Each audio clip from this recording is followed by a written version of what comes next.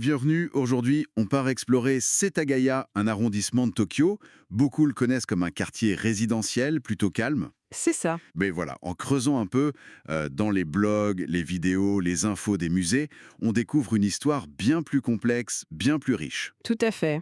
Donc l'idée, c'est d'aller chercher ces récits un peu cachés, ces lieux méconnus qui donnent toute sa savoir à Setagaya. Allons-y. Oui, alors commençons par remonter un peu le temps.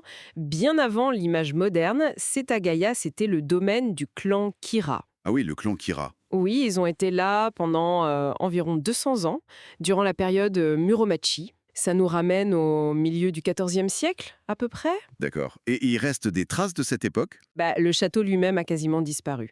Mais le parc où il se trouvait, le Setagaya Joshikoen, garde cette mémoire.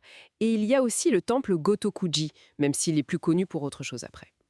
Justement, ces époques féodales, ça rime souvent avec des légendes, non? Yes. Il y en a une célèbre à Setagaya, c'est ça? La fleur héron. Ah, la légende du Sagiso? Oui, c'est une histoire très poétique, mais aussi assez tragique. Elle est liée à une certaine Tokiwa Hime. Tokiwa-hime. C'était, d'après la légende, la fille du seigneur du château d'Okuzawa, un autre château du coin, et elle était la concubine de Kira Yoriyasu. Et ce Kira Yoriyasu, il a vraiment existé? Oui, c'est ça qui est intéressant. On est à la frontière entre l'histoire et le folklore. Kira Yoriyasu est une figure historique. D'accord. Et la légende, elle raconte quoi exactement? Alors, en gros, Tokiwa Hime aurait été victime de calomnie, de jalousie et poussée au suicide. Le lieu supposé de son château, Okuzawa, c'est là où se trouve aujourd'hui le temple Joshinji. On l'appelle aussi Kyombutsu. Inutsu, oui. Et pas très loin, on trouve même une stèle, la Tokiwazuka. Certains pensent que c'est sa tombe, enfin sa tombe présumée. Il y a aussi un sanctuaire lié à son enfant, le Komadome Hashiman. Et le héron dans tout ça? Ah oui, le héron.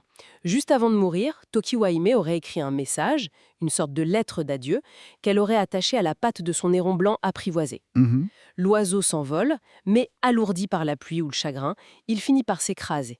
Et l'année suivante, à l'endroit même où il est tombé, une fleur blanche serait apparue. Une fleur qui ressemble à un héron en vol.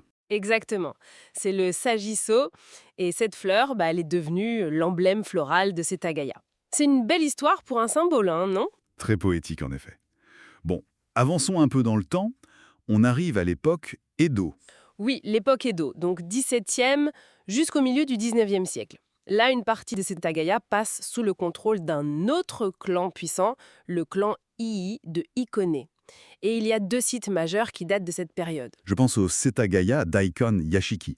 C'est assez incroyable de pouvoir encore visiter ça aujourd'hui. C'était quoi exactement la fonction d'un daikan?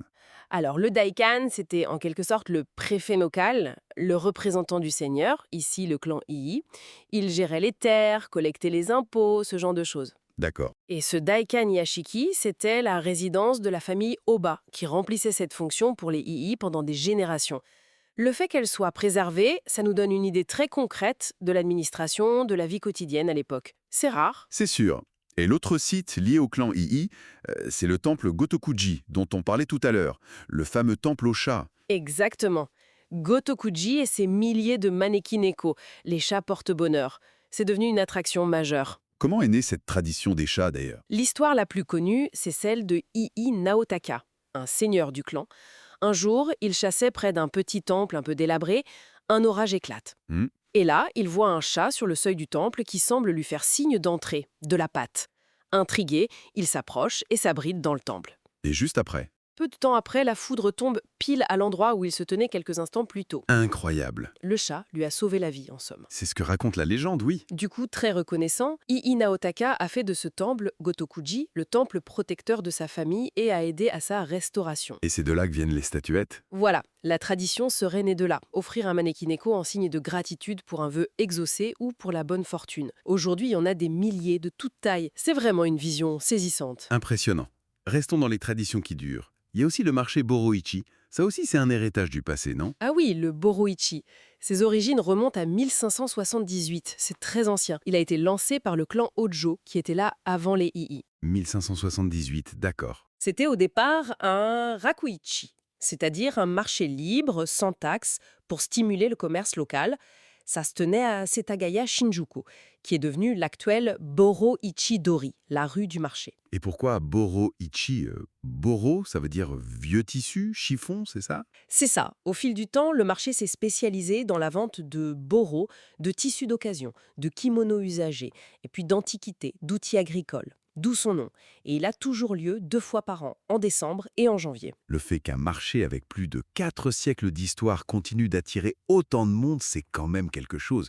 Une vraie tradition vivante. Absolument.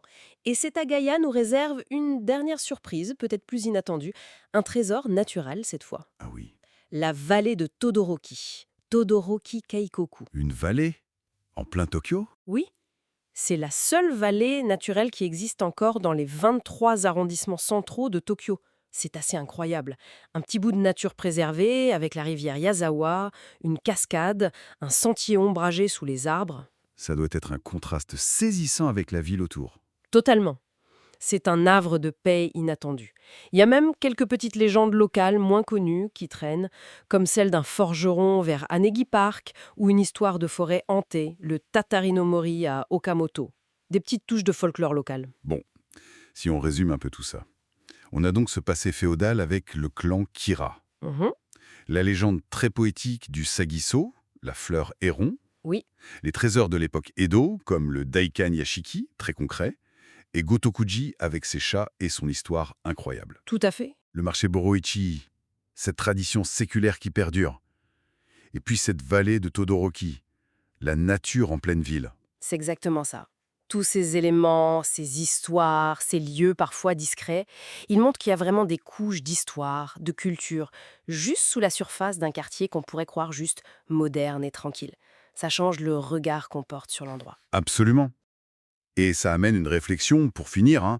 On peut se demander combien d'autres lieux qu'on pense connaître, que ce soit à Tokyo ou ailleurs, cachent en fait des histoires aussi riches, aussi surprenantes, qui ne demandent qu'à être découvertes. C'est une bonne question.